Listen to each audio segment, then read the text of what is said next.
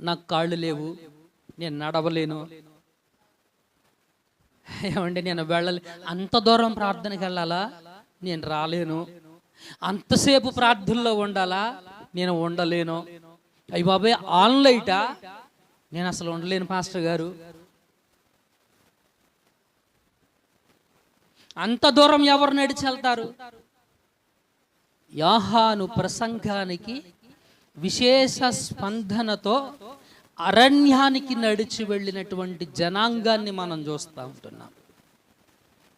ఈ రోజున మందిరము కానీ సంఘము కానీ అందుబాటులో ఉన్నప్పటికీ కూడాను దేవుని భయం అనేటువంటిది లేక, దేవుని భయం అనేటువంటిది లేక స్పందించని అవిశ్వాసులను, దేవుణ్ణి ఎరుగనటువంటి ఒక మూర్ఖ తరాన్ని ఈ రోజున మనం చూస్తూ ఉంటున్నాం.